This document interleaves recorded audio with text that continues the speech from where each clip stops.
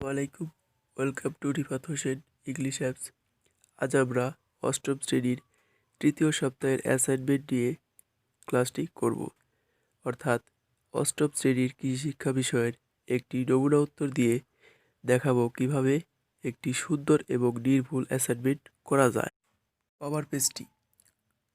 Cover page দিয়ে কথা বলার আগে বলে নিচ্ছি, যারা এখনও রিফাত হোসেন ইংলিশ অ্যাপস চ্যানেলটি সাবস্ক্রাইব করনি অবশ্যই সাবস্ক্রাইব করবে এবং ক্লিক দ্য বেল আইকন, যাতে করে পরবর্তী অ্যাসাইনমেন্টের ভিডিও আপলোড করি তোমাদের কাছে নোটিফিকেশনটি চলে যায়।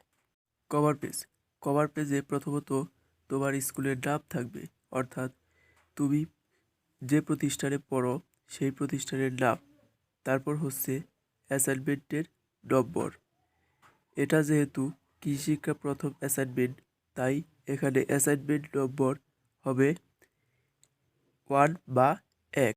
বিষয়ের শিরোনাম, অ্যাসাইনমেন্টের যে শিরোনাম হবে, যেহেতু এটা বাংলাদেশ ও কৃষি আন্তর্জাতিক প্রেক্ষাপট এবং কৃষি প্রযুক্তি নিয়ে, সেহেতু তোমরা স্ক্রিনে যেটা দেখতে পারছো সেটাই হবে। তারপর তোমার নাম, রোল নম্বর, শ্রেণী যেগুলো আছে লিখতে, সেগুলোই লিখবে এবং জমাদানের তারিখ লিখবে।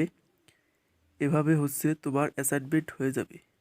আগে যেভাবে তোমার নাম, রোল, শ্রেণী, শাখা এগুলো লিখেছো সেভাবেই লিখতে হবে। প্রথমে অ্যাসাইনমেন্টের সিলেবাস নিয়ে কথা বলবো। তোমাদের সিলেবাসে রয়েছে প্রথম ও দ্বিতীয় অধ্যায়। প্রথম অধ্যায় হচ্ছে বাংলাদেশ কৃষি ও আন্তর্জাতিক প্রেক্ষাপট এবং দ্বিতীয় অধ্যায় হচ্ছে কৃষি প্রযুক্তি, অর্থাৎ ধান চাষে গুটি ইউরিয়া ব্যবহার। এখানে 4টি প্রশ্ন দেওয়া হয়েছে। প্রথম অধ্যায় থেকে 2টা এবং দ্বিতীয় অধ্যায় থেকে 2টা প্রশ্ন করা হয়েছে। একটা সংক্ষিপ্ত এবং একটি বর্ণনামূলক। দেখতে পাচ্ছ, প্রথমে হচ্ছে সংক্ষিপ্ত প্রশ্ন লেখা আছে, অর্থাৎ প্রশ্নগুলো সংক্ষিপ্তভাবে লিখতে বলা হয়েছে। তারপরও প্রশ্নগুলো তুলনা করতে বলা হয়েছে, সেটা একটু ডিসক্রিপটিভ হয়ে যাবে। প্রথমে হচ্ছে জিএম ফসল বলতে কি বুঝো। 2 নম্বরে হচ্ছে বাংলাদেশ ও ভিয়েতনামের কৃষির তুলনা করো। আবার 2-এর ক হচ্ছে গ্রিনহাউস কৌশল বাস্তবায়নে শর্তগুলো লেখো। 2-এর খ নাম্বার হচ্ছে দানাদার ইউরিয়ার পরিবর্তে গুটি ইউরিয়ার ব্যবহার সুবিধাজনক ব্যাখ্যা করো। এই 4টা প্রশ্ন তোমাদের বইয়ের আলোকের থেকে তোমার বইয়ে থেকে দেওয়া হয়েছে। এখন আমরা তোমাদের বইয়ের আলোকে নমুনা উত্তর দেখাবো। আমাদের মতো আমরা লিখব এবং তোমরা এখান থেকে তোমাদের একটা আইডিয়া নিয়ে তোমরা তোমাদের মতো সুন্দর করে লিখবে। এখন আমরা উত্তরগুলো দেখব। 1-এর কতে প্রশ্নটা হচ্ছে জিএম ফসল বলতে কি বুঝো।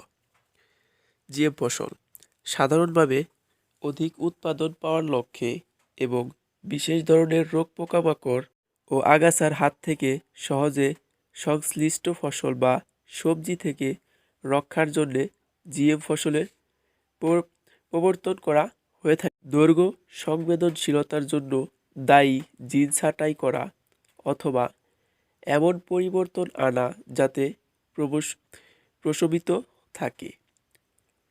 সংকরায়ন ও ক্রমাগত নির্বাচনের মাধ্যমে ছাড়াও অন্য বেশ কিছু আধুনিক উপায়ে লক্ষ্য অর্জন করা সম্ভব। এ ধরনের ফসলকে জিএম ফসল বা জেনেটিক মডিফিড ক্রপস বলা হয়। এরপর আমরা 1-এর খ নাম্বারটি এখন দেখব। 1-এর খতে প্রশ্নটি হচ্ছে বাংলাদেশ ও ভিয়েতনামের কৃষির তুলনা করো। এখানে প্রথমে বাংলাদেশের কৃষি। বর্তমানে সকল কৃষি ফসলের জন্য বিশেষায়িত গবেষণাগার রয়েছে। প্রতি বছর শহর ও গ্রাম অঞ্চলে কৃষি মেলা অনুষ্ঠিত হচ্ছে। কৃষিকে অধিকতর পরিবেশ বান্ধব করার জন্য সমন্বিত বালাই ব্যবস্থাপনা, ইন্টিগ্রেট পেস্ট পেমেন্ট সংক্ষেপে IPM সহ উত্তম কৃষি কার্যক্রমে কৃষকদের উৎসাহিত ও দক্ষ করে তোলার বিবিধ কার্যক্রম চালু করা হয়েছে। কৃত্রিম রাসায়নিক সারের ওপর নির্ভরশীলতা কমানোর জন্য সবুজ সার এবং কম্পোস্ট সার তৈরি ও ক্ষেতে প্রয়োগ কেঁচোজাত সার বা ভার্মিকম্পোস্ট প্রয়োগ সংক্রান্ত প্রযুক্তি কৃষকের হাতে পৌঁছানো হচ্ছে। গবাদি পশুর খাদ্য ঘাটতি মেটানোর জন্য উন্নত গোখাদ্য উৎপাদন, ঘাস প্রক্রিয়াজাতকরণ এবং পোল্ট্রি ও মৎস্য খাদ্য তৈরিতে এখন বিপুল অগ্রগতি হচ্ছে। দেশে পোল্ট্রি একটি কৃষি শিল্প হয়ে দাঁড়িয়েছে এবং বাজারে মাছের একটা বড় অংশ এখন আসছে চাষকৃত মাছ থেকে।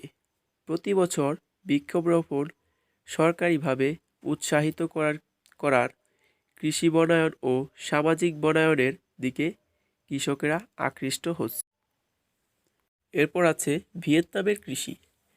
ভিয়েতনামের অগ্রগতিতে তাদের কৃষক সমাজ ও কৃষির অবদান বিরাট।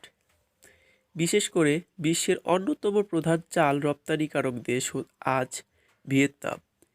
কৃষি প্রযুক্তি বিকাশে গত কয়েক বছরে এদের সাফল্য বিস্ময়কর। এদের কাছে আমাদের শেখার রয়েছে অনেক। এরপর আছে বাংলাদেশ ও ভিয়েতনাম। বাংলাদেশ ও ভিয়েতনামের কৃষিতে বেশি মিল ধান উৎপাদনে। তবে এক্ষেত্রে দৃশ্যত ভিয়েতনামের কৃষকদের অগ্রগতি বাংলাদেশের চেয়ে দ্রুত হয়েছে। 25 বছর আগে যেখানে ভিয়েতনামের কৃষি উৎপাদন অনগ্রসর ও দুর্বল ছিল, তারা প্রায় সকল ক্ষেত্রে বাংলাদেশকে ছাড়িয়ে গেছে। এই গতি পাওয়ার প্রধানতম কারণ হলো ভিয়েতনামের কৃষক সমাজ অত্যন্ত সংগঠিত। ভিয়েতনামের কৃষি সমবায় সংগঠনগুলো অত্যন্ত শক্তিশালী ও সৃজনশীল। সেখানকার সকল কৃষক কোনো না কোনো সমবায় সংগঠনের সাথে যুক্ত। কৃষি সমবায় সংগঠনগুলো এত শক্তিশালী যে এরা স্থানীয় সরকারের বাৎসরিক ব্যয়ের অন্তত 50% যোগান দিয়ে থাকে। স্থানীয় কৃষি গবেষণা ও কৃষি সম্প্রসারণ প্রতিষ্ঠানগুলোতেও তারা আর্থিক সহায়তা দেয়। এই সকল সংগঠন কৃষি নীতি ও কর্মপদ্ধতি নির্ধারণে ভূমিকা রাখে। বাংলাদেশ ইতিমধ্যে ভিয়েতনাম থেকে বেশ কিছু মাঠ প্রযুক্তি গ্রহণ করেছে। এরপর আমরা 2-এর ক প্রশ্নটি হচ্ছে গ্রিনহাউস বাস্তবায়নে কৌশলগুলো কী কী। এখানে যেহেতু গ্রিনহাউস কৌশল বাস্তবায়নের শর্ত চেয়েছে, তাই আমরা 2টি শর্ত দিয়েছি। 1. ফসলের পরিবেশ ও পুষ্টি সম্পর্কে তথ্য জানা। 2. প্রয়োজনীয় পরিবেশ সৃষ্টি ও পুষ্টি সরবরাহের যান্ত্রিক ব্যবস্থা স্থাপন ও পরিচালনা। এই 2টি দিলেই গ্রিনহাউস কৌশল বাস্তবায়নের শর্ত পূরণ হয়ে যাবে। এরপর আমরা 2-এর খ প্রশ্নটি হচ্ছে দানাদার ইউরিয়ার পরিবর্তে গুটি ইউরিয়ার সুবিধাজনক ব্যাখ্যা করো।